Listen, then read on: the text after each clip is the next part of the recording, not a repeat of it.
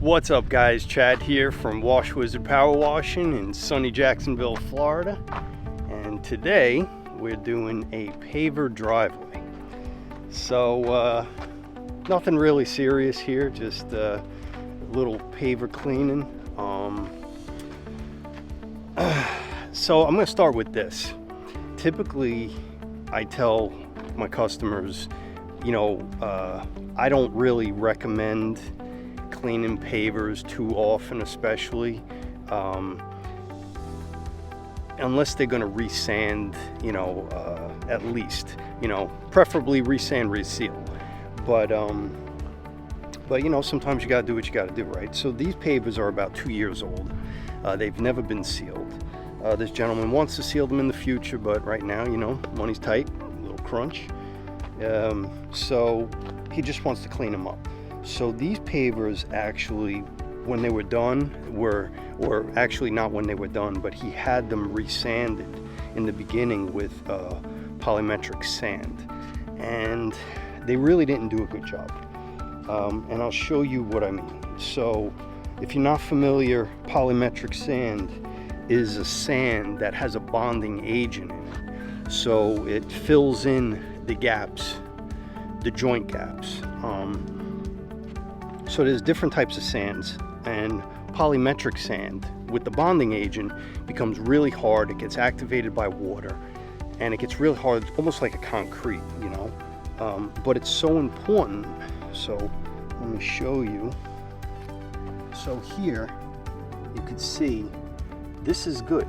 See, the polymetric sand is down in the joint about 1/8 of an inch.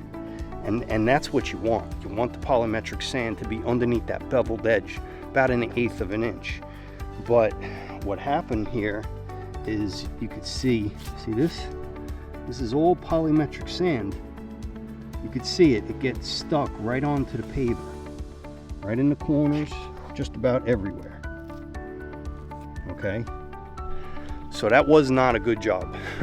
They didn't put this in correctly. You shouldn't have any polymetric sand on top of your paver. And that's one of the downfalls with polymetric sand. I'm not gonna say downfall. I actually like polymetric sand, but that's one of the things you gotta be careful with. It has to be done extremely dry. When you're sanding a paver with polymetric sand, the paver has to be bone dry, the sand has to be dry, because as soon as it gets activated with water, the glue in the polymetric sand activates and it'll stain and sit right on top of that paver, and you basically got to strip it to get it off. So, and I explained this to the gentleman, and down the road he wants to pull all the sand out and redo it, so there's really no problem about cleaning the pavers, right? He doesn't care about the sand.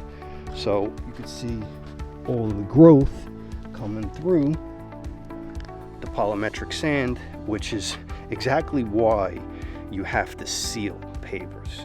All right, polymetric sand, one of the benefits is because it prevents vegetative growth growing through the joint, or at least it helps prevent it. But if you don't seal your pavers, it's not going to last, So important tip. But let's take a look at it. You can see we've got a lot of growth, some staining. I explained to the gentleman that the stains won't come out from a traditional driveway cleaning, which this is. It's just a regular driveway cleaning, but you can see all this mold. This will all come out. This will all brighten up. You can see a lot of mold on top in the joints, lots of mold.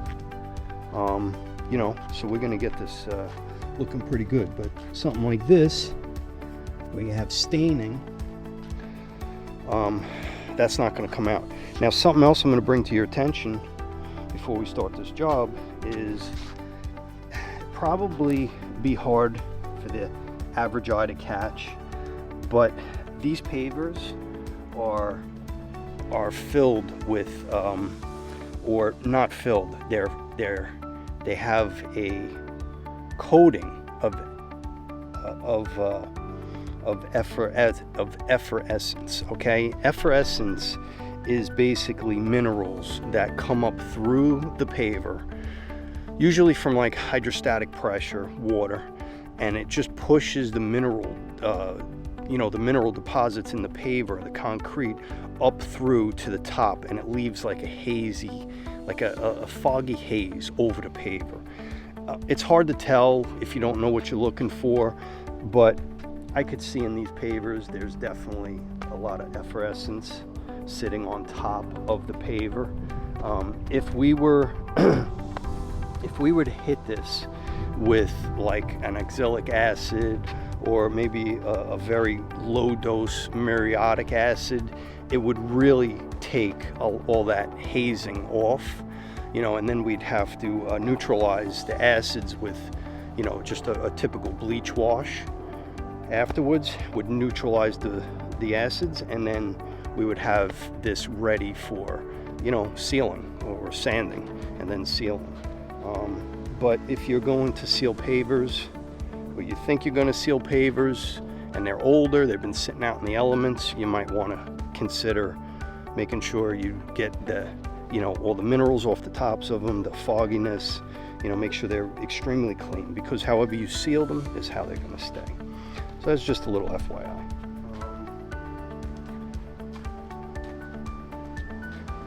That's pretty much it. We've got some rust stains over here. They're not going to come out.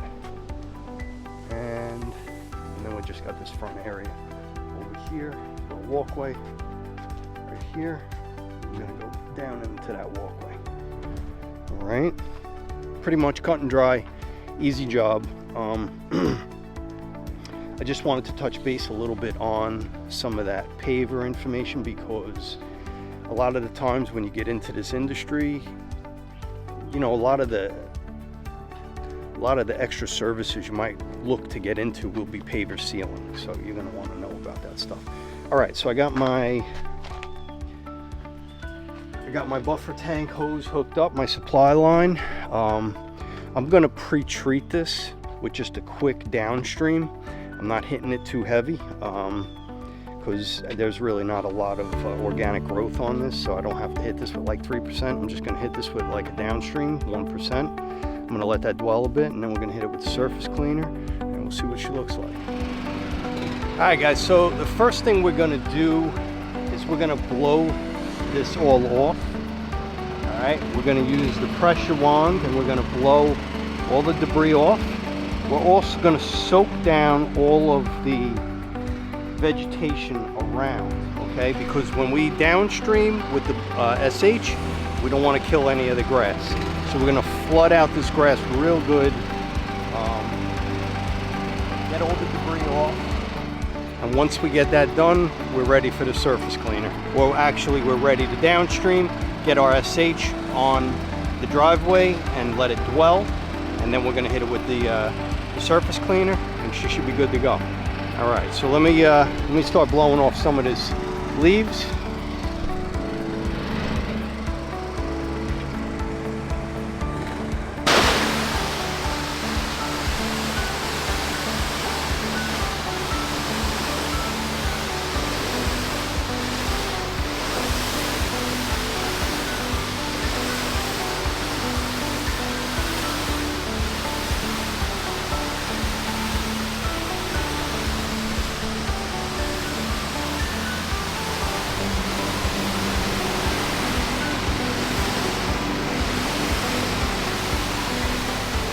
Get that grass nice and wet, soaked down.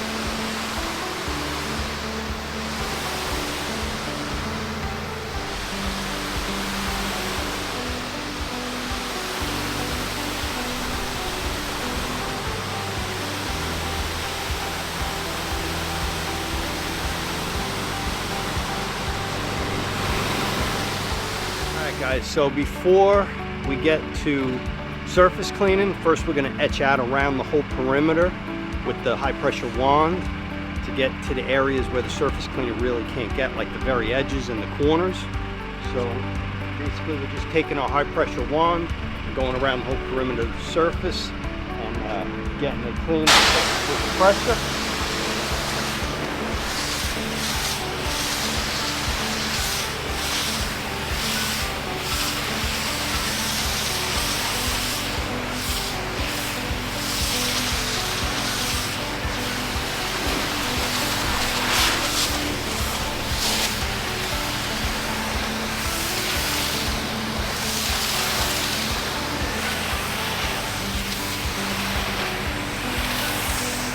Alright, so this etching does two things.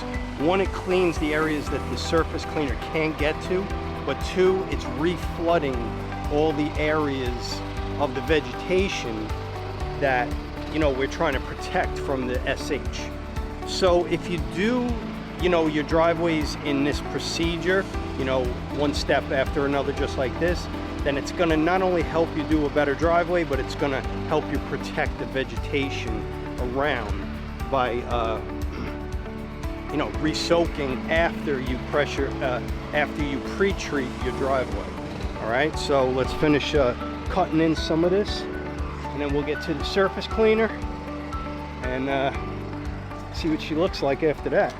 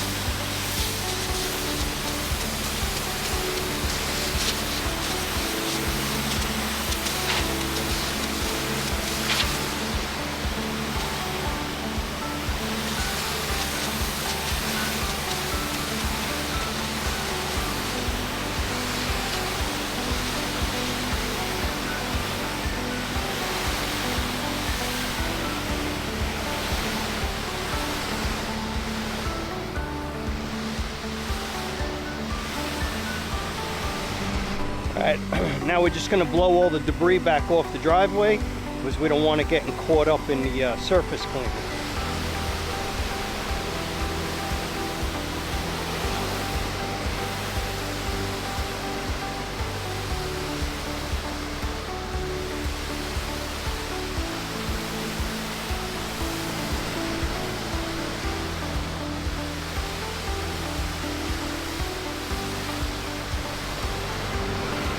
I turned on my downstream injector, so now my high pressure line is going to start pulling SH at about 1% or so, and we're going to be spraying down this driveway, let it dwell for about, I give it 5 or 10 minutes, and then we're going to start hitting it with the surface cleaner.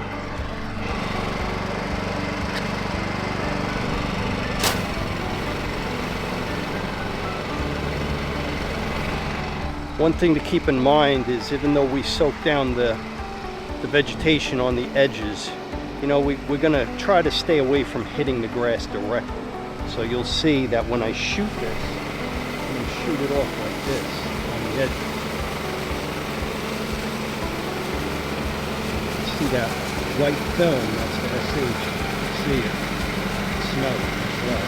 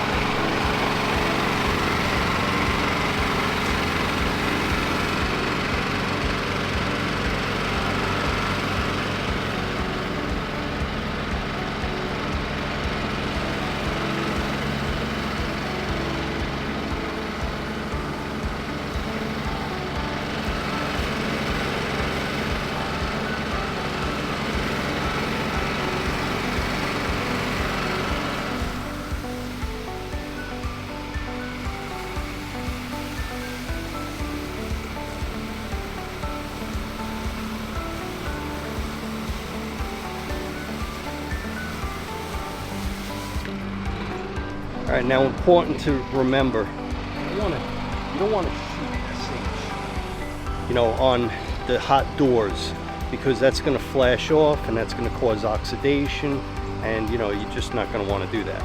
So be aware that when you're shooting any SH at any percentage, you know, where it's landing. You know, a little mist on the grass that's wet is fine, but a whole lot of it on dry grass ain't good.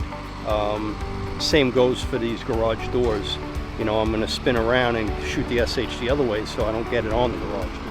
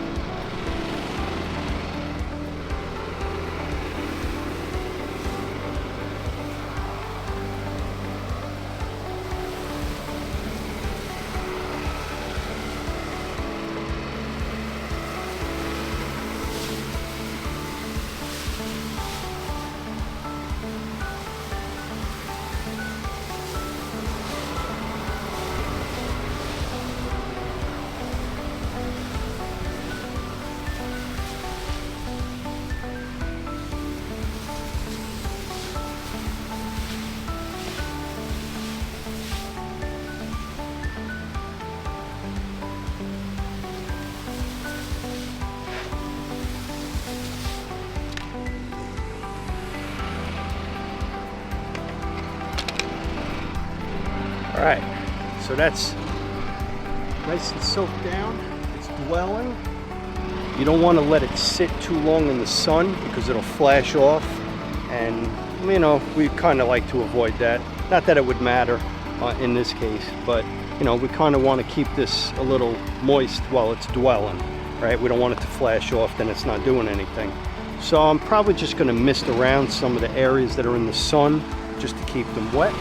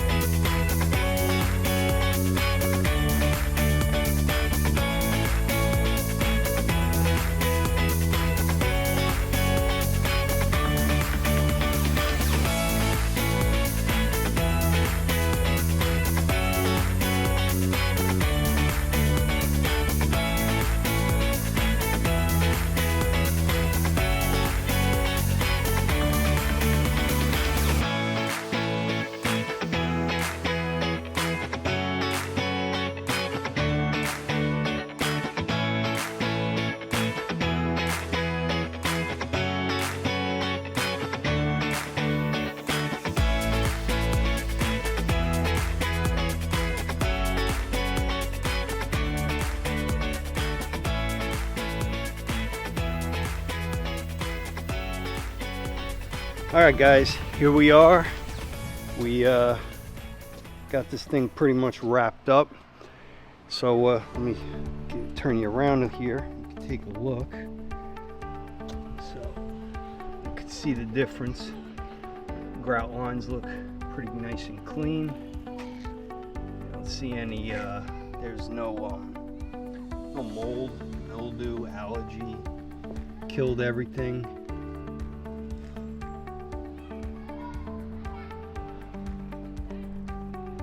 Pretty nice all in all. Now here's some rust stains. Those aren't going to come out with a traditional driveway cleaning. There's special chemicals to get these kind of stains out. If they wanted to, we could treat these stains and probably make them much lighter. I don't know if we would get them out completely, but they would get much better. But they didn't, they weren't interested. They just wanted to get the driveway cleaned. Maybe when down the road, when they want to resand this and seal it, maybe we'll deal with that then. Plus, we were actually discussing with the owner that he knows that the cloudiness, all the efflorescence, all the minerals that rise to the top of the paver are giving it a cloudy look. And once again, that's dealt with different types of acids. There's different acids that you can use. They actually have different chemicals that are already ratioed out that have specific acids in them. But me personally, I just like to use either oxalic acid at a certain ratio, or if it's a real heavy staining or fogging, I might use a muriatic acid at a very light ratio. All right, guys, that pretty much wraps this video up. I hope you enjoyed it. Hope you learned something. Check out some more of these videos around here for more information on exterior cleaning and pressure washing. Until next time, I'll see you then.